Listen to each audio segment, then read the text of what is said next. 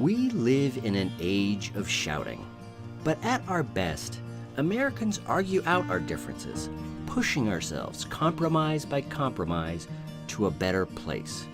That's why at NorCal News Now, we believe in a different kind of political talk show. On NorCal News Now, we welcome activists and opinion leaders, office holders and candidates from local city council members to top statewide and nationwide office seekers.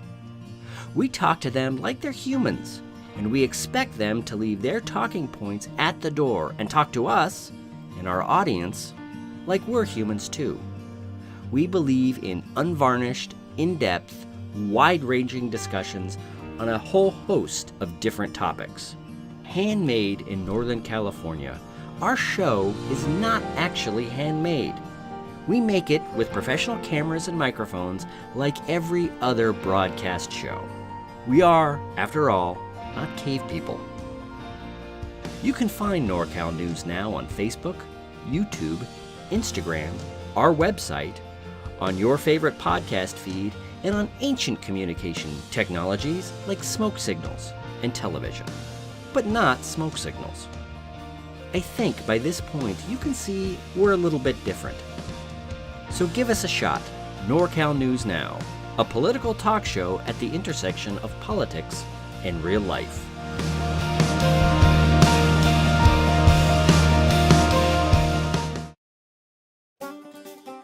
This episode is sponsored by the North State Labor Federation AFL-CIO, promoting social justice for working people in our community. We're in our community, we're working hard, and they're supporting us, so thanks, North State Labor Federation AFL-CIO.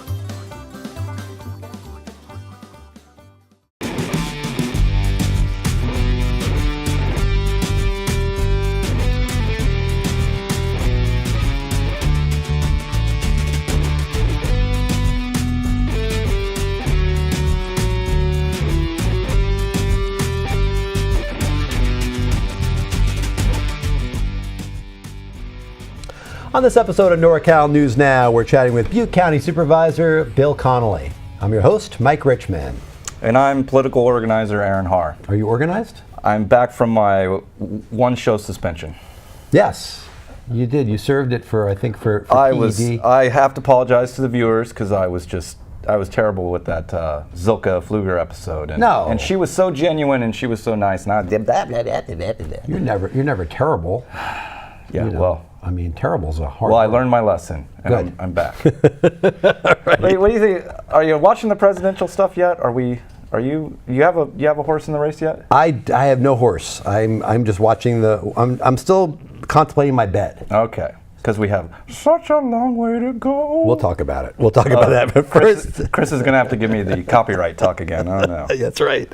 All right. Before we get there, before we talk about that stuff, though, we want to talk about today's guest because he's a good one. He's a lifelong resident of Oroville. He's a business owner, and he's the Butte County Supervisor for District 1, Bill Connelly. Welcome back to NorCal News Now. Thanks for having me. I really appreciate you having me on, and I enjoy your show, but you're making me a little nervous. He makes me nervous too, so it's okay. He got suspended. Hopefully it's not over this show. No, I don't think. It was a self-suspension. Okay. He benched himself. All right. Yeah. If I think that's a problem. Could have been worse, but the union, luckily the union was there, you know. Anyway, great to have the Butte County Everyman back on the show, Bill Connelly, friend of the show. That's right. Yeah. That's right. So, Bill, let's start with a subject that's been on everybody's mind, and there is a part of me that kind of just is like, I know these guys are getting tired of answering questions and doing this stuff, and I know you're not. I know you're a public servant, and that's what you do. It's in your heart, but it's been on everybody's mind, the campfire recovery efforts, and it's now been about 5 months since the fire. So, what's the latest news on the county in regards to the campfire and recovery? Campfire recovery is difficult at best and time-consuming for the people that are impacted by this event. We have the federal government here to help and the state government here to help, and we're held to a standard of cleanup that 10 years ago was unheard of, which delays things, meaning they have to test for contaminants, and after that first test for the really contaminated stuff, then we have to come in and remove the concrete and the ash and the metal in a way that's compliant with law. and it has to be moved to recycling venues and so forth, and to landfills, which all takes time. And the public is, they're upset by that, and we all of the supervisors, I'm sure, hear from people that are upset by it, people that are worried about, is there too much contamination being left and not enough taken, and it just takes too much time for people, and I really feel for them, and would like to help them any way I can, but we have to do everything in compliance with the law and protect our environment in the future for our kids. What's good this week to see a building permit go out, right? Yeah, Paradise issued some permits, and they're gearing up, but Paradise is in a very difficult position. First off, I have to say I represent 514 families that were burned out that didn't live in Paradise. They lived in Yankee Hill, Concal area, and they do seem to get forgotten. Some good English for you. That's a new word I made up. It's the end of the day, end of the week. So it's all right. It's been a long, long day. I digress. But they feel like they're forgotten, but they're in the same boat. They have to clear their land. They have to redevelop their life. They have to make sure their septic works. They have to get a well. They have to get power. They have to get a permit. And I don't want to forget that I represent them. And in the township of Paradise, a much larger group of people in the same, and actually in some ways a worse impact because they're all next to each other. But it's just going to take time to get them up and going again. And the first permit being issued is just the tip of the iceberg. I heard there's about 700 plus people living in Paradise, down from 24,000. So it shows you the impact on the community. I mean, it's going to take years. This isn't a 5-year or 10-year rebuild. This is going to be probably 20 years to build them back up to where they were, in my opinion. It's going to be a long time coming. A lot of people are leaving too. Yeah, I was going to say, will it even get to that level that it was before? I think they will. I love the fact that the township is hanging in there. They have a mayor. She's very articulate, and she's got a backbone. She stands up for them. And they have a town council that they want to rebuild their community, and it's going to take that. It's going to take input of the few people that are there and the people that want to move back. But again, I think the majority of them are going to leave for now, and then how they rebuild will be. Hopefully, it'll be in their hands and not the Board of Supervisors. Mm-hmm. In other words, as a supervisor, I would never want to see the town unincorporate and come back under the county. I would like to see them rebuild under their model in their own direction. Okay. And financial side, the county and several agencies are worried with the tax rolls, with the... Absolutely. The impact is deeper than most people think. It's about $1 million a year to like Butte College. It's about $4.5 million to the county of Butte that we lose on the shared tax revenue from the people that were burned out. And then it's really devastating to the community of Paradise. I don't know what their budget is, but I'm sure it's the majority of their budget they don't have now. So the governor, our new Governor Newsom, surprised us all when Gallagher and Nielsen, our state representatives, asked for 1 year of backfill. He gave us 3 years. So that's a leg up for the township and the Butte County in general, that we get our tax revenues for the next 3 years guaranteed. Remembering everybody that's burned out now has the right, and it's the right thing to do, is to ask for your taxes to be reduced. You get a hold of the assessor and get your taxes reduced because you no longer have a building, or you have a damaged building on your property. You can get them reduced. So here in 4 years of tax backfill is really great thing, but 3 years. Also 3 years now. Also hearing it might take 20 years to rebuild is in my mind. I think a complete rebuild at Concal, Yankee Hill, and then we'll probably be 20 years. I don't see it any faster. So than agencies kind of still need to plan for what's going to happen year 4.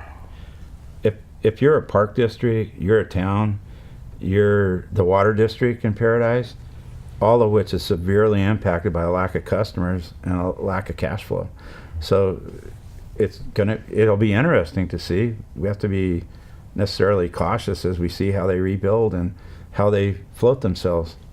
And just real quick before you get on that question, Mike, you talked about the governor. How has the response been, not only from Gallagher, Nielsen, but also some of the state leaders The governor, in my mind, was very engaging, very easy to talk to. We're different political stripes on national issues and so forth, but in this case, he stepped forward. He listened. My presentation to him was, we need to do 3 things differently. I have 20,000 people that live out in the interface area of the wildland called the WUI, and they're not going to move. So I want them to be held accountable by CAL FIRE. I don't want a neighbor to be a bad neighbor, not clear their land. I need improvement in the law to force people, if you're going to live in a rural area, to take care of yourself. That's personal responsibility. Beyond that, I think we need to manage our forests differently. I think I expressed to him that we've gotten too left of center. If we're going to save an endangered species, we don't want to burn it down. So there needs to be more forest management. And for example, this fire started in the middle of the 2008 footprint. It was an ember fire driven by wind, but it wasn't a forest fire. It was all the brush higher than your head. And then the third thing beyond that, we need to figure out how to bring back the infrastructure to support logging and taking care of our natural forest management, because if you don't have a 20-year commitment, you're not going to get the mills to come back and build. You can use small stuff and make strand board. There's all kinds of innovative things you can do. You can create electricity, but we need to figure out how to invite that infrastructure back. That was what I conveyed to him, and I was pleasantly surprised when he put all this money forward for forest management. And I will point out that most of our forests are federal, and that's another subject. Yeah. We'd love to get into that. I found him engaging, and he did. There's money in the budget. It's time to put politics aside, is what he said, and work for the people. And yeah, Mike, I know you've got a question. Well, I do, because I wanted to kind of peer into this a little bit deeper, because there's, in terms of communication, and that's really one thing that you and the supervisors do is communicate with the people in the county. And I think it's fair to say there's been some mixed messages. There's been some conflicting reports to those who are survivors of the fire in terms of when they could go back, what they have to do, and all these various things. We made a mistake. There were. We made a couple. But that's no. I mean, that's to be expected. Of course, it's led to some consternation. Yeah. What do you see as improvements that could happen, and it could happen going forward, because it's an ongoing process? That's a tough one. First off, we've never had an emergency of this magnitude, not in the entire state. And then there's teething problems. I mean, we need the federal money, and we need the backfill. And for example, we asked at a Board of Supervisors meeting, if somebody's land was surveyed for the worst of the pollution, the phase 1 was out of there, if they could camp there. And I said, yeah, as long as they're far enough away from where we're going to come in and clean up the footprint of their buildings and stuff, it would be okay. Well, we found out if FEMA looked at that, they'd go, well, it must not have been dangerous, and we're not cleaning up the fire, we're cleaning up the potential pollution. So therefore, you can't tell people they can camp on their land. So we had to do a 180, and there was people that were literally dry camping on their land because it made sense for them, and we had to tell them to leave. That was a mistake. There was also the mistake that in the county, nobody checked the right box or said the right thing, that if you're underinsured or uninsured, that the government, would clean up your commercial land. And so we had to reverse tack on that. This is also compounded by the fact that, these people got to live somewhere, and they're not enjoying living just somewhere. And we get calls, and the other thing is, it's hard to hire people right now. Everybody's busy working. You can get a job if you're in construction, or you can drive a truck, or you can be an inspector. So it's really hard for government to fill positions to get these permits out and to check everything. And so we're struggling with that. We're even thinking about, in some cases, borrowing people, having them loaned from other counties, bring them into our health department to try to speed things up. I don't have a really good answer for people. And we're doing is, I hear them, I bleed for them, I worry about them, but I can't, instantly get it done. Yeah, No. man, you didn't start the fire, man. Yeah. So, Yeah. so No, PG&E did. Yeah. well, and let's talk about that, because the governor came out today really calling out the PG&E for the new board of directors. And I shouldn't say today. He called out the new PG&E board and kind of what's going on with that. Have you? I mean, we as a county will definitely look to a settlement or a suit, whatever is appropriate, to try to backfill our costs related to this incident.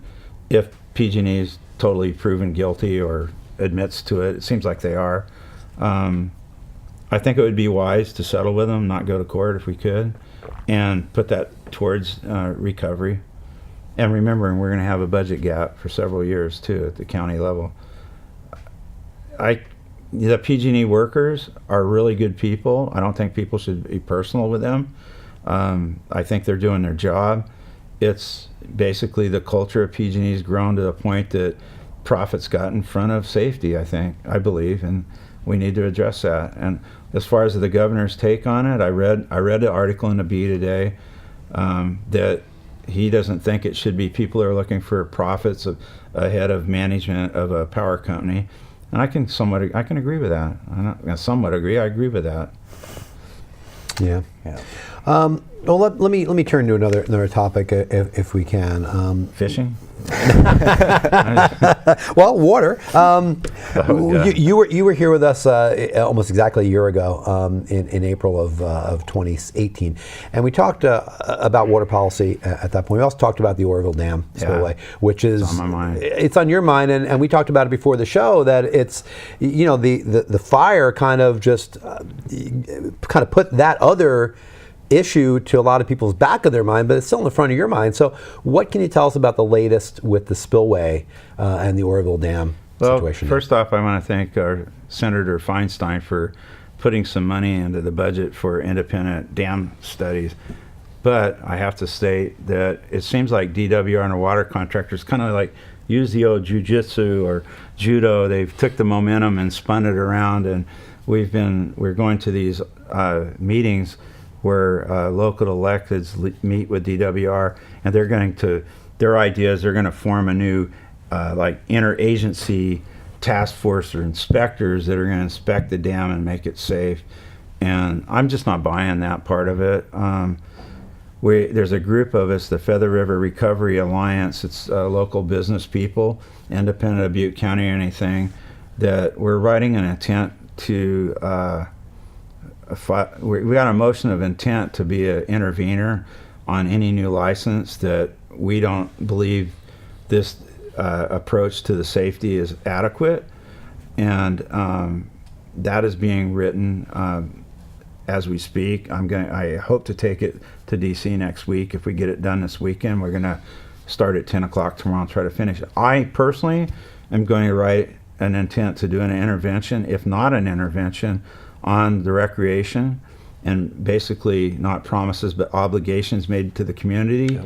From starting in 1955, I've done the research, all the way up to the 1994 order that they seem to rely on now, and there's been a huge gap in that. They basically didn't build it so people don't come, then they go argument that there's not enough people coming so we don't need to build any more recreation.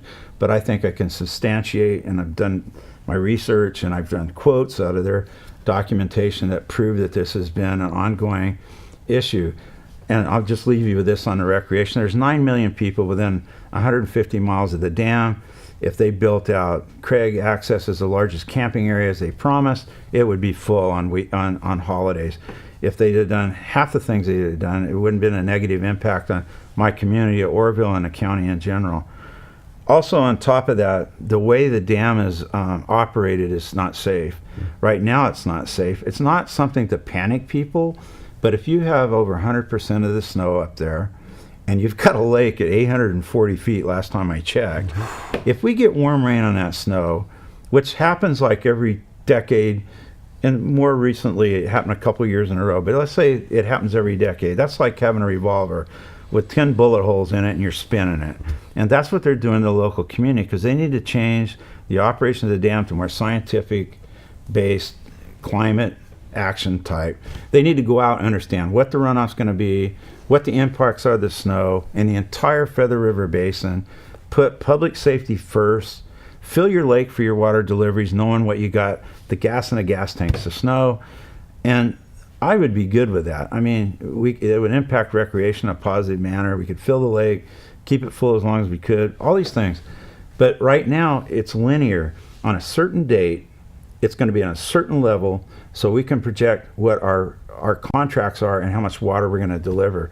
And that puts our public safety behind that. And I've talked to people high up in DWR, and I'm not going to out them. They agree that this scientific approach needs to be taken. Garamendi, our congressman south of us, has got that implemented on the name of the lake, Folsom. Almost eluded me. They've got a different spillway. They're safer because of that, and they're implementing this type of operations down there. And I think we need to do that up here. Yeah, Folsom and Oroville Dam is so different. It's almost like the public got together, called out FEMA.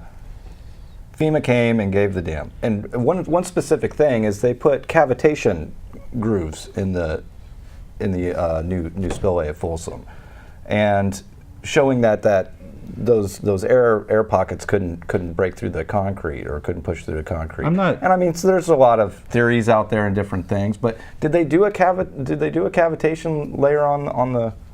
No, but I'm not worried about our spillway now. I mean, just touring it, just being a common person with a little contracting and concrete, they poured it. The top of it's 4 foot thick with 2 1-inch rebar grids over roller compacted concrete. And I think they got in trouble.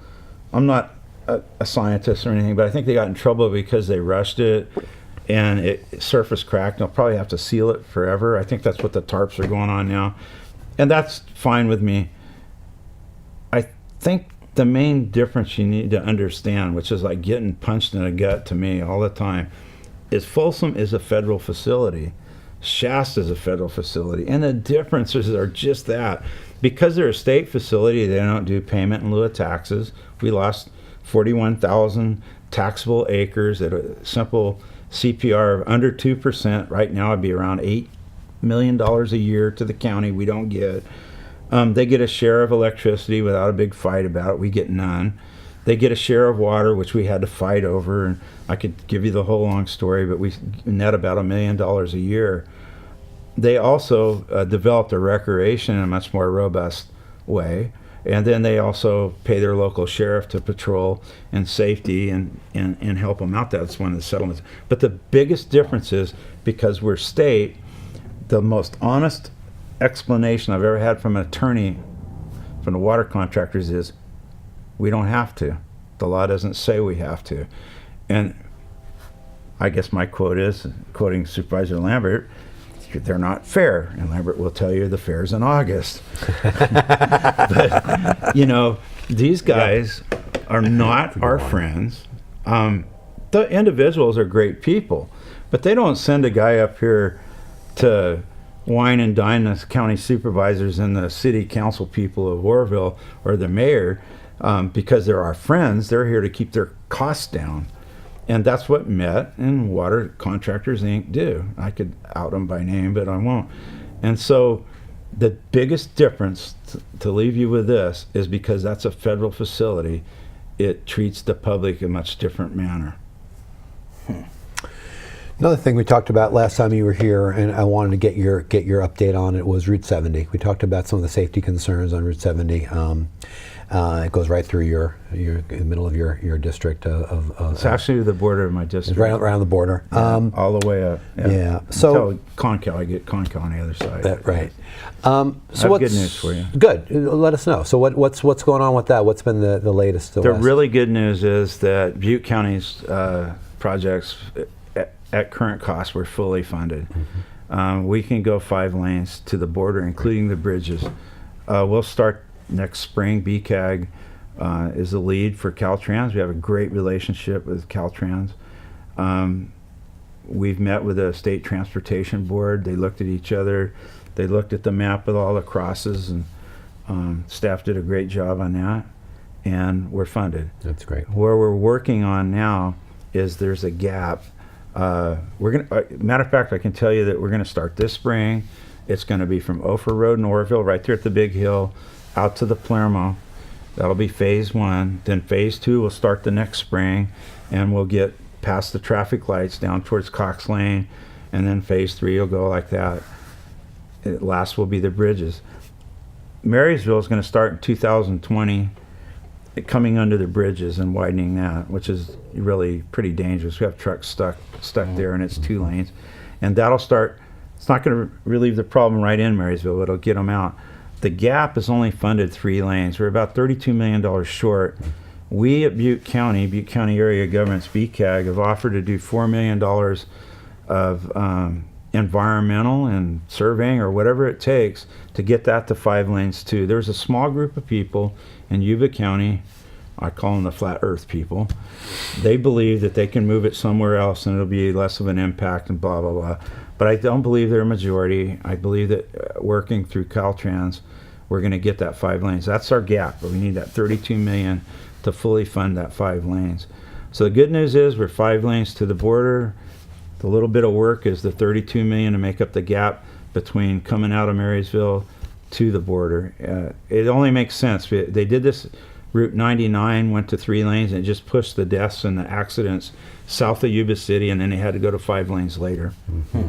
But we're working on it on a steady basis, and I'm grateful for the California Transportation Board for funding us. It was a pleasure to be able to speak to them, and unfortunately we're still losing a few people. 3 deaths so far this year. Mm-hmm. That's down though. It's down. Yeah. Oh, and we did implement a new safety program. SACOG has been somewhat reluctant. That's the 6-county group of does transportation like BCAG does in Butte County. They do 6 counties. Somewhat reluctant to send the money, whatever. They're making excuses in my mind. My job isn't to represent SACOG. They're making excuses. Come on, pony up the money. They wanted more safety items, so we've increased highway patrols, increasing patrols. We're going to go daylight, headlights on in a daylight. They're putting rumble strips on both sides, and they're putting signs up how far it is to a passing lane, all to try to increase public awareness and try to get these accidents down. That's going to help some, but just increasing volume is going to still push the accidents up. Well, some of that volume, I mean, personally, I feel like not having air service in Chico, yeah, puts a lot of people on Highway 70, and kind of people fearing, you know, when a loved one goes on a trip or something, you know, like maybe it won't be the 736 Boeing, but it'll be the Highway 70. And so, how much does you know, would that help Chico get an air service? And should it be relooked at as maybe a regional or maybe a county airport? Or?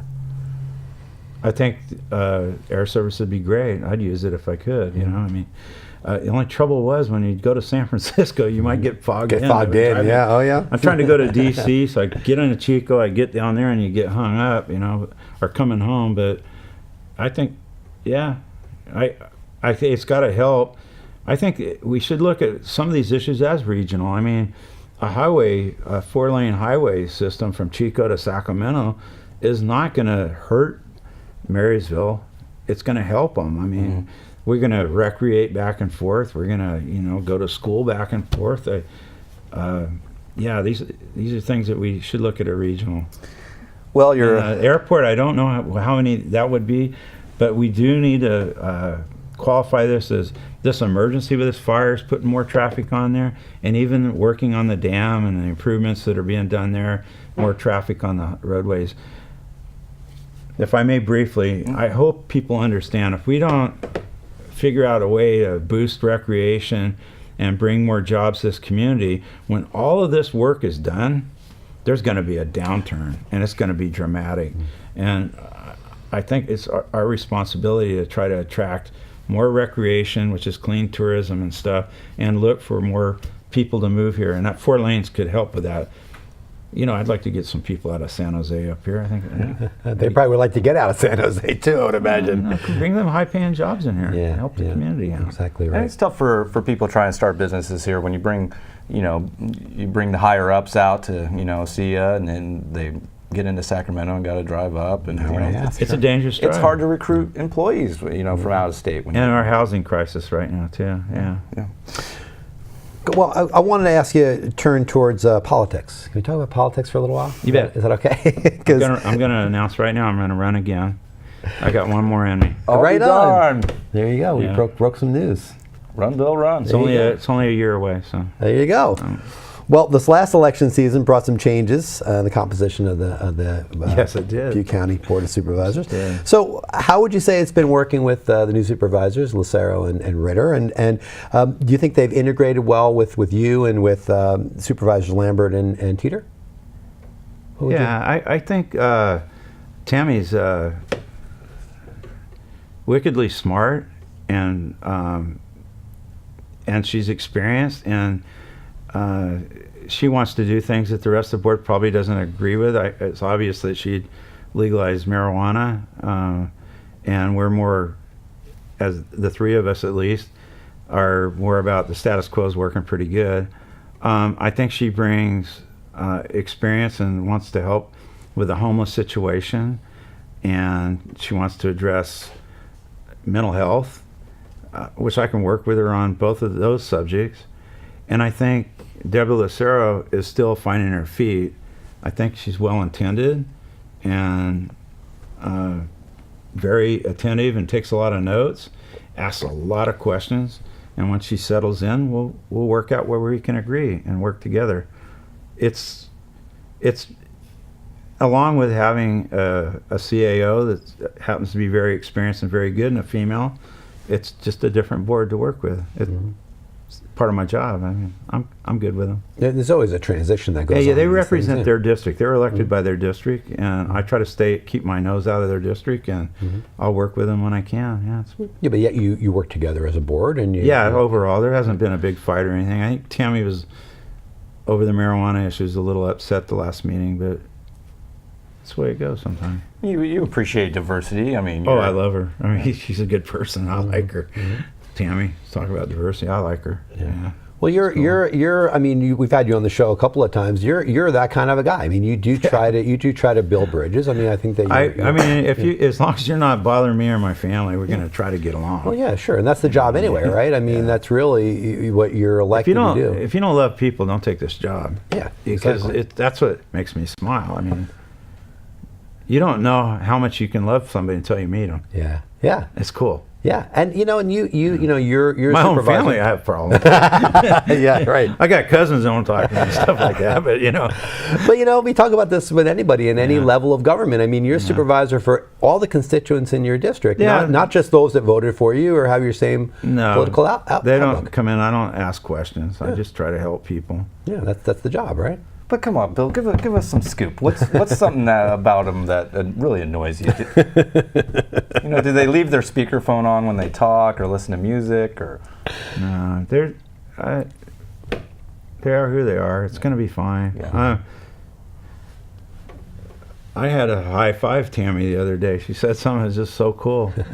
But yeah, it's going to be fine. And I think Deborah Lucero, this is her first political gig. I was there. She's asking a lot of questions and sometimes too many. Let's say that she asks too many questions, but she'll figure it out. Yeah, really communicates out to her constituents. She does that, and I'm not her constituent, but I'm sure she communicates all the time. Yeah. Well, let me ask you this: you're now the senior member on the board. I think you're the longest tenured member on the board. So does that give you any leeway? Does that give you any little extra say and kind of how to frame some of the issues and to say, hey, this ain't my first rodeo here. I've kind of seen this before, and this is my wisdom of my experience here.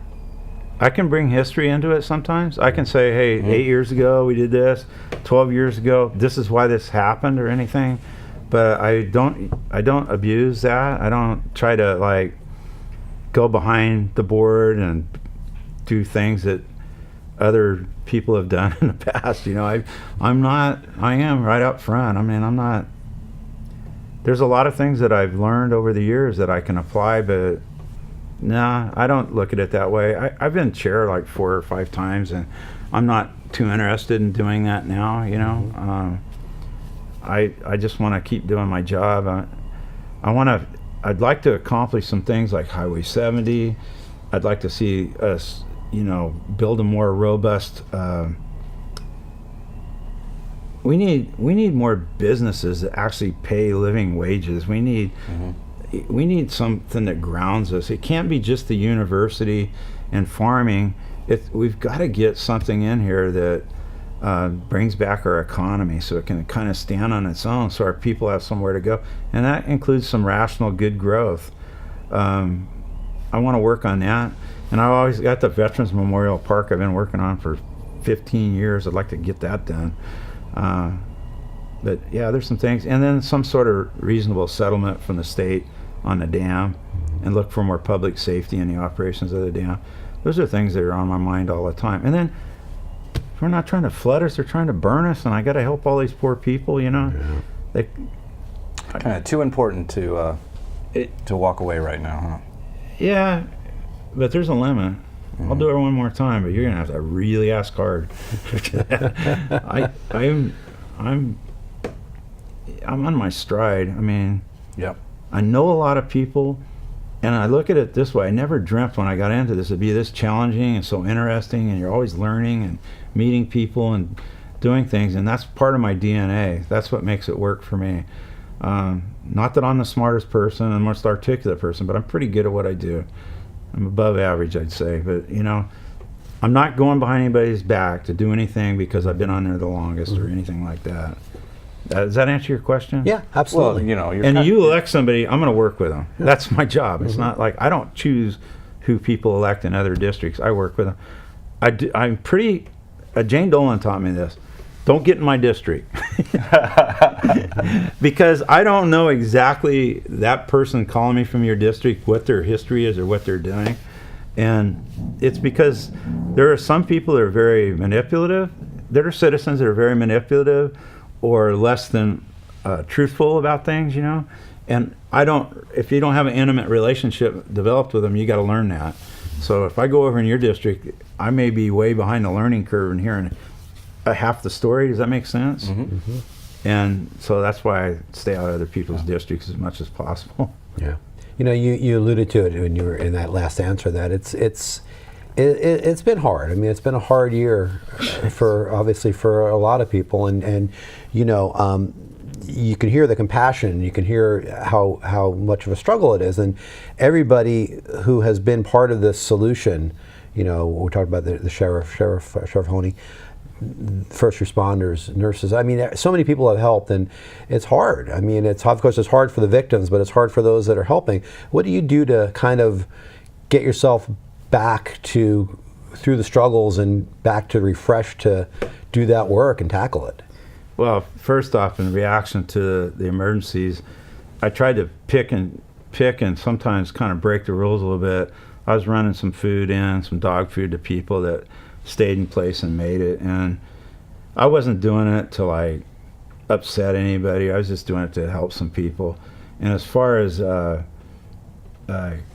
relaxing, I hang out with very diverse people, and I enjoy playing pool, maybe having an adult beverage or two, and hang out with people that we're joking, laughing, and we're not talking politics, and veterans. And that's how I relax a lot. I go to church, and I try to help people on the side a little bit. And I hunt and I fish, Spend some time with my grandkids, Yeah. I'm not a real grandpa, got the grandkids all the time, but when I'm with them, I have a good time. Once a week or so, it's cool. Well, I want to hear more of this. Like, what kind of other kind of talents do you have that maybe we don't know about? And I can build a house from top to bottom if I had to. I mean, I do my own brake jobs. I do minor tune-ups on cars. I'm pretty, I'm the guy that can take care of it. I cut my own firewood, that kind of stuff. Sharp my own saws. I'm one of those kind of people. I can write a book if I ever put my mind to it, but. How about in the art world? Let's say. I'm not very artistic. Not at all. I don't play any instruments. I don't like to sing. Yeah, but the things you're talking about are the things that so many of us, like, I can't do any of those things. I mean, you know, you think about our society today. I mean, if we I lost, change my own tires. Well, I can even take them off the rim, put them on. These are things people don't do anymore. yeah, that's what I'm saying. I mean, it used to be. I mean, you know, when people settled California, you know, white people settled California 150 years ago or whatever it was. I mean, you had to be able to do everything. You had to be able to clear a patch of land and build a house and dig a well and do. And you know, nowadays I can't do anything. You know, it's like you probably can do a lot of this kind of stuff, but I mean, you know, there's a lot less ability to be self-sustaining, I think, in society now maybe that there was in the past. Yeah, I don't know. I'm the oldest of 4 children with my mother, and my dad had at least 8, you know. And I'm the oldest. I've never collected unemployment in my life. And that doesn't mean my sons do it against me, you know, when they get laid off. I always figured I could go do something. I'd get a window bucket and go wash windows. I'm that guy, you know. I never dreamt that I'd get to find a job that I'd be passionate about and love and enjoy talking to you about like this, you know. So I just tell people, and I'm not overly educated, I don't have any degrees, but you never stop your education. You can always read, learn, take classes, do things, and I do that. I mean, I am who I am. I'm not perfect, that's for damn sure. Ask my wife, been married 45 years. I mean, she puts up with me, but you know, I just love people, and as long as you're good to me, I'm good to you. And I think that's what we ought to do to each other. Where's the drive, the motivation come from? I mean, were you an athlete or do sports growing up? You know what? I was very small through high school. I graduated, weighed like 120 pounds. I was probably 5'4". And I started growing really rapidly, and I got into racing motorcycles. When I was in the Air Force, I did a little bit in high school, and I got into racing motorcycles, and I decided I'd be a really good motorcycle racer. And I started winning and winning and winning, became an expert, and I was 30 years old. And I quit for a few years, and I went back at 40 and won California, Nevada Amateur Championship in motocross. It was a 2-day race thing. And it just taught me that if you put your mind to something, you could do it. And that included running, lifting weights, putting your family on the back burner in your business. Then I coached baseball for years. I was terrible. I was the worst coach that ever lived. I never played anything past Little League, but I got some books, read them. I learned more about politics, coaching kids up through 18 years old than you're ever going to learn here. I had the American Legion team, brought it back in Oroville for a decade, and that meant I had to go out and raise, you know, like $20,000 a year. Chico's budget was $100,000, but you know, we had a team, and I remember when I quit doing that, I go, you know, all of a sudden my income went up, my life got a bit easier. I did it for a long time. I didn't have a kid on the team for 8 years, but all these things prepared me to be who I am now. And I remember when I was going to run for supervisor, I met the former supervisor. I said, I think I can do that. I had no idea what it was about, but if you love people and you want to learn stuff all the time and you want to expand yourself all the time, this is a job. That's what you have to do in this job, because it never ends. I mean, it's planning, it's transportation, it's growth issues, it's protecting ag land, it's where are you going to develop? I mean, that sounds like it's all the same, but it's all separate and intermingled. It's crime. It's making sure the police are, you know, your priorities are your police. I mean, it's a very interesting job.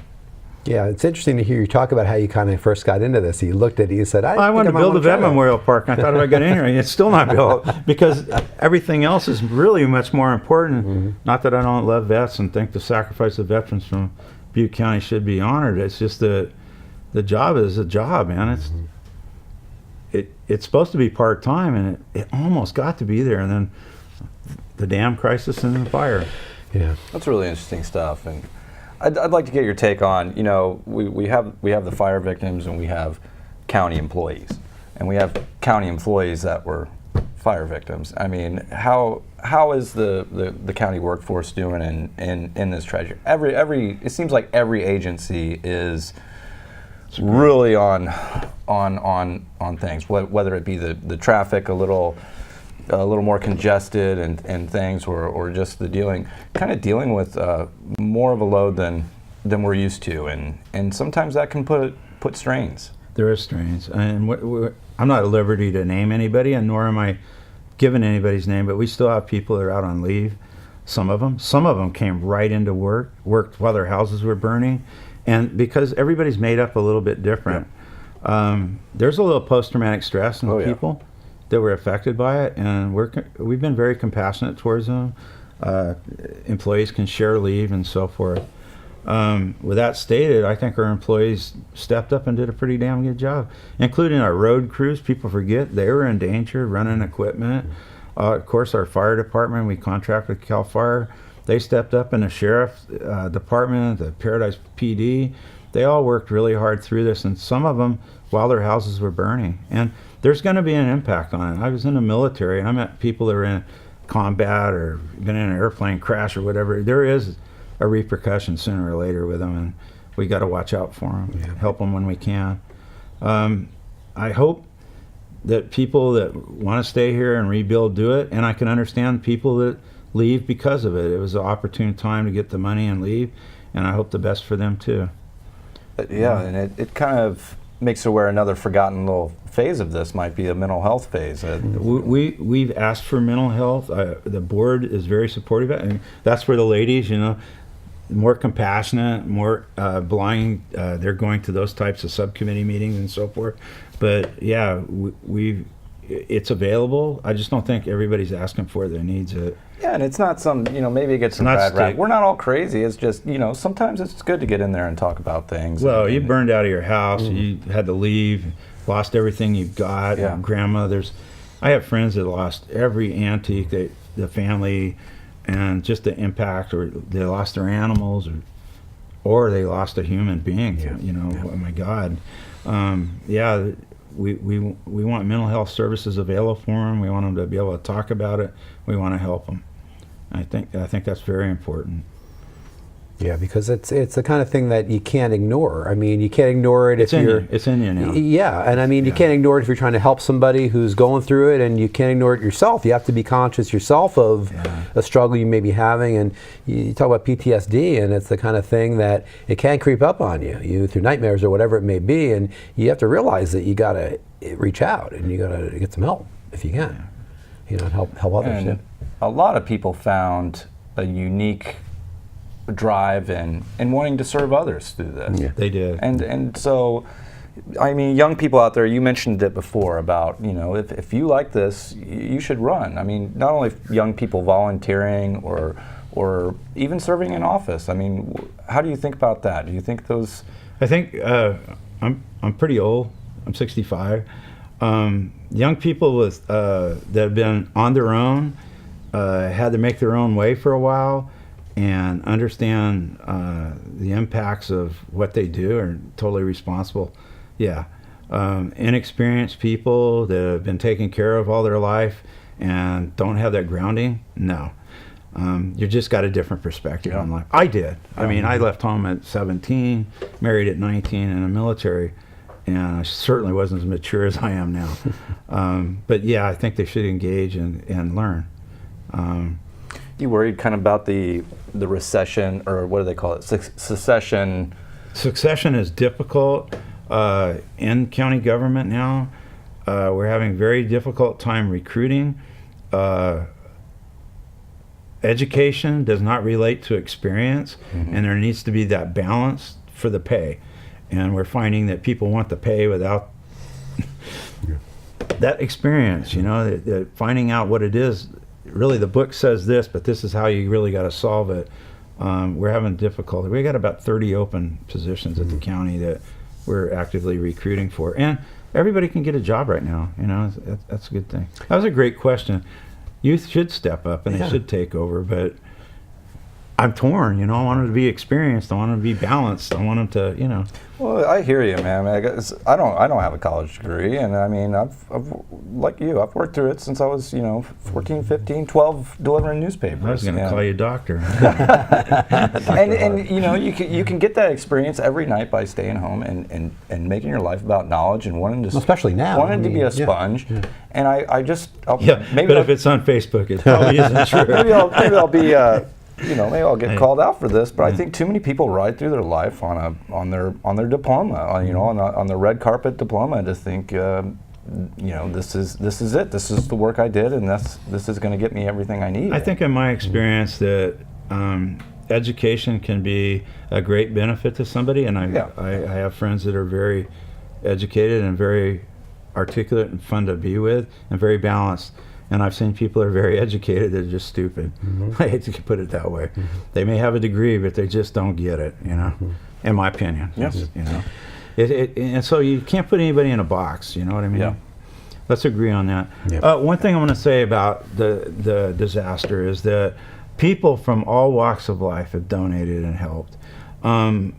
Of every religious group you can think of. I mean, the Buddhists, the Punjabi Sikh were big time, the Baptists, the Catholics, whatever, the atheists, everybody came through, and I'm very grateful for that. Now it's more like we need to target where we can help people. Like, I had this idea that we ought to rebuild the Grange up there in Yankee Hill, so I finally got a hold of the past Grange master yesterday, actually, and was giving them tickets for an event. And I said, well, let's rebuild the Grange. He goes, we don't have any members. So you don't rebuild the Grange if you don't have enough members to pay the light bill. So we got to target where we do it. We don't anymore use clothes, folks. But given to these different disaster relief funds is a good thing to do, and we need to target how we help people now. I'm very grateful for all the help. Salvation Army, Red Cross, everybody did a great job, and I'm very appreciative of that. Yeah, people have that motivation. They want to help, I mean, people want to do something where they can feel like they're participating in this. And we've all had it. I mean, when we've seen disasters outside of our area, where we're like, oh, I want to donate to Katrina relief or whatever, whatever the disaster may have been, and you do, and the Red Cross gets a lot of money, and you hope that the boots on the ground are used in a way that really do help the people. We've seen it now in our community too. Yeah, I got to tell you, the Salvation Army's. The Red Cross has its place. They're bigger, they're organized, they do their job. But that Salvation Army, in my opinion, they're here before, during, and after.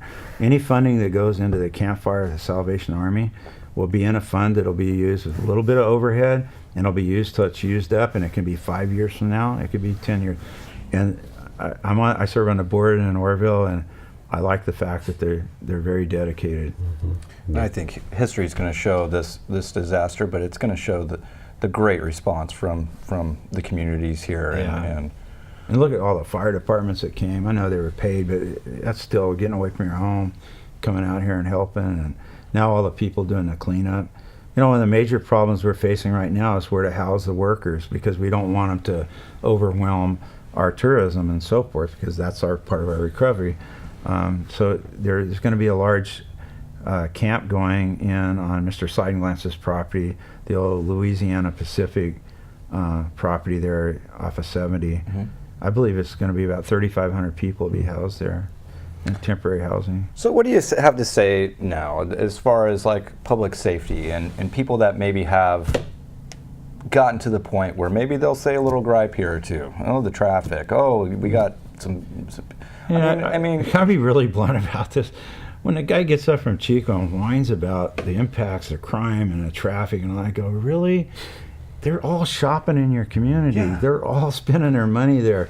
And I think our crime isn't, the people at Paradise aren't a bunch of criminals. The crime's related to AB 109 and other adjustments our society's making. I mean, we're having to adjust that more people get away with more minor stuff. I mean, somebody steals a saw off my truck, I don't call police anymore. I mean, it's an adjustment we have made in our community, that minor crime isn't that important, and that's affecting us all. And it isn't because of the campfire victims. That really bothers me. Yeah.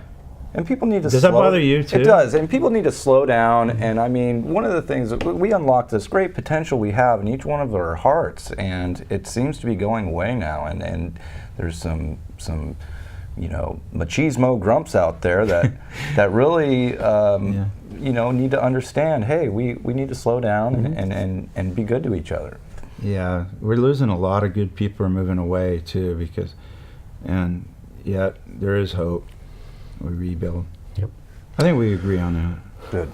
Well, Bill, thanks again for joining us. It was Is great that to talk to you. over That already? was it. We went through our time. Thanks. So it's always my great to God. talk to you, hear about the behind the scenes a little bit. Thanks so much for what you do for Butte, Butte Strong. It's really great to hear from you and get a little insight. Congratulations on your announcement. That's right. Of running for election in You heard it here. That's right. Heard it here on NorCal News Now. 2019, 2020, 2020. 2020, that's right. 2020? Yeah, it's in the first Tuesday in March. It's not far away. That's right. Well, we'd love to have you back on, and we'll talk about more That's right. issues. I know we want to get into the homelessness issue and some different things. The homeless more. issue is really there's a regional issue that we need to regionally, in my opinion, build a mental health institute to take the very mentally ill off the streets and give them the help they need, 3 meals and their medications, and try to improve their lot in life and get them to recover. If not, we're going to have to keep them there because they're not improving out on the street.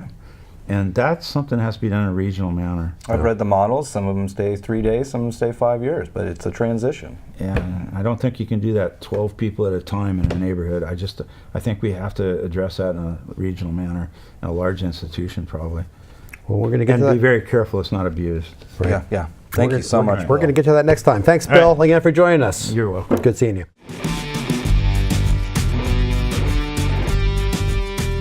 All right, we're going to turn now to the newest segment here on NorCal News Now, our Union Spotlight segment. And this is the place where we talk about local labor unions and their efforts to support workers. Today's guest on Union Spotlight is Mike Gentry. Mike is the president of the North State Labor Federation, AFL-CIO. So Mike, welcome to NorCal News Now. Thank you. Happy to be here. Happy to have you here. Sorry to make you do this again, Mike. we kind of had a little crash, but wanted to talk to you about just kind of your work history and what you've done. And so how long have you been with the union? Well, I got my first union job bagging groceries with a little tiny chain of grocery stores called New Deal Markets, and that was back in 1982. So I've been around the movement in some fashion for about 37 years. Oh, that's great. What kind of, was it a work experience or what kind of life experience was it that got you to do that sort of thing of working with the union for so long? Well, I have to thank my father for that. He had a union job as a produce manager for Lucky Stores when I was growing up. And I always saw us being able to have a very good middle class lifestyle, with lots of job security for my dad through the union, decent medical insurance. And that triggered something in me that I really wanted to be a part of that. And then when I went to work in my first union job, after going through a couple of non-union jobs, I noticed that the wages were better, the working conditions were better, management treated the workers with a little more respect, and it's just...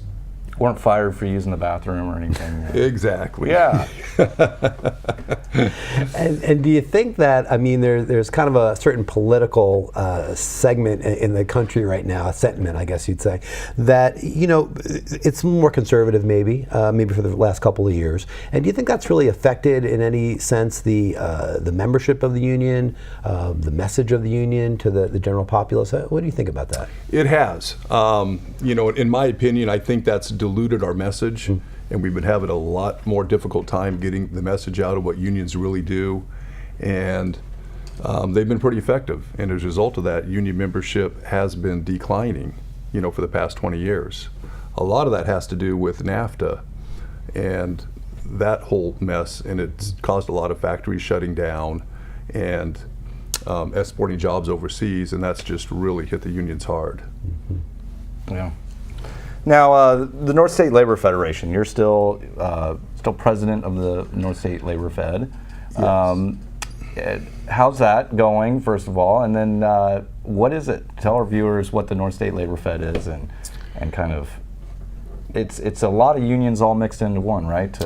Right. How it works is there's unions, as everybody knows, for carpenters and nurses and firefighters and so on and so forth.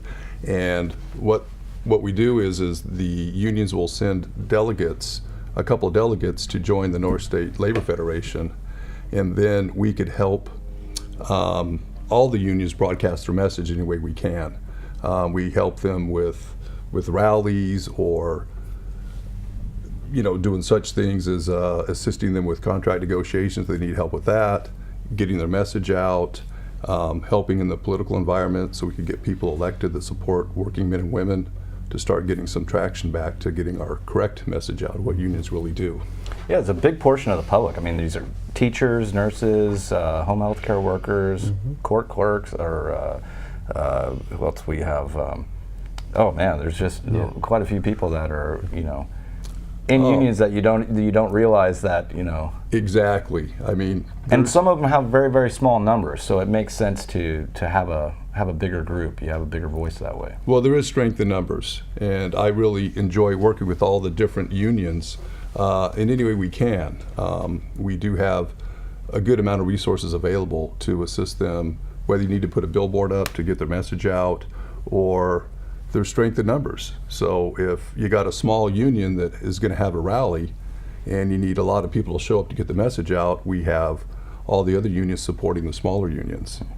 So there's definitely strength in numbers. United, yeah.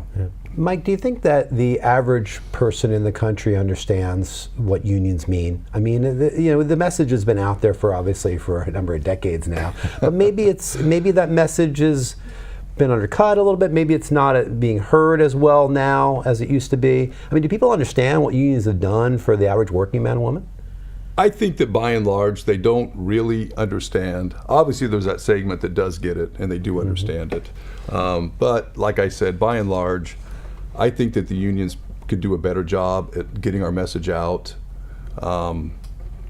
The unions just have a bad rap that they think that we're some seedy organization that's out to take the members' money and not help them, and that really couldn't be farther from the truth.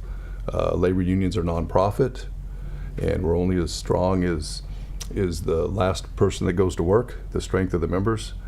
And I think that going forward, we could do a lot better in broadcasting our message. The conservative parts of the country has falsely broadcasted our message in a negative way, so to speak. Well, there's been this tension, in the history of the country, right? I mean, we've talked about it, where there's been this kind of ebb and flow, this pendulum swinging back and forth between the working people's rights and privileges and what they need to have a good, solid economy in the country, and the capitalists. I mean, where people invest in these companies and want to obviously make as much profit as they can. And there's this tension, but if you think about it, people all over the country who are owners of businesses want to have customers who can buy their stuff.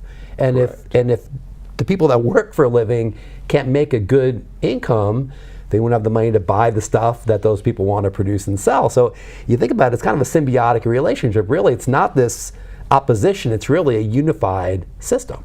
It is, and that reminds me of Henry Ford. When he opened up his Ford plants, he was paying his workers top dollar so they could afford his products. That's right. And they're still around today doing just fine. He said you can build a factory around one worker. And there's some people I've worked with in my years. It's like I've worked with. You're one of these guys too, man. We can build a factory around one person. If they're just quality workers. Efficiency, Really treating your workers as making sure you have a good product. Absolutely. Statistics will bear out that in a union environment, there's less turnover. Employees are more productive, and they're more loyal to their company because they appreciate that job and those union wages and benefits that the company's providing. Yeah, and we're seeing a lot of action lately. Obviously $15 minimum wage is something that gets thrown around. We've seen lots of strikes across the country, but here in California too, with teachers and nurses looking for better wage. Do you think it's finally, you've talked about maybe it hit rock bottom with some Janus, some other laws, but do you think it's finally turning around to where people are kind of fed up? I absolutely do, and I think the strikes with the school districts throughout the country, from Virginia all the way to California, highlights that. I mean, I get a sense from talking to all the different bargaining units out there that they've just had it. Wages have been suppressed for so long, and the profits have been funneled up to the top 1% for so long that they're finally getting the gumption to step forward and making sure their voice is heard and support their unions. Because at the end of the day, people are quickly finding out that that's probably the best, easiest, quickest, most effective way to improve your wages and working conditions is to back up your union. Yeah, and a lot of the things that we take for granted in the country, 5-day work week and a 40-hour work week, right? And time off and all these things. Weekends. I mean, yeah, a lot of the stuff. OSHA safety laws. Yeah, there you go. I mean, it really is it's responsible from the unions really pushing for that. Absolutely. And the political arena is a big part of the unions. You know, if we don't get people elected that support working men and women, all those laws will go away very quickly. Absolutely. Well, thanks, Mike. That was great. I really appreciate you joining us here on NorCal News Now, giving us a little insight into what you do and what your union does. That's great. What's next for you, Mike? I know you're retiring. Are you a golfer? Tell us a little bit about you got any hobbies you're going to be doing? Well, I do a lot of golfing, a lot of fishing, and I really enjoy the outdoors. And I'll be putting a lot of time in local politics. Well, on behalf of all the people in labor in the North State, including myself, we really appreciate your service to the union and what you've done for families, and really wish you well in retirement. Well, I appreciate that. We're all in this together. Yeah, man. Thank you, Mike. All right, well, that's our show. But before we go, we'd like to thank our sponsor, the North State Labor Federation, AFL-CIO, which promotes social justice for working people in our community. To learn more, visit online at northstatelabor.org. Thanks again to Mike Gentry for joining us. We also want to thank Bill Connelly for coming on early in the show, Butte County Supervisor Bill Connelly.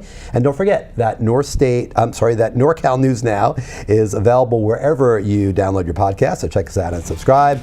Also be sure to like us on Facebook and/or subscribe to our channel on YouTube. So thanks to you all for listening in. We'll be back at you soon with another episode of NorCal News Now. So long.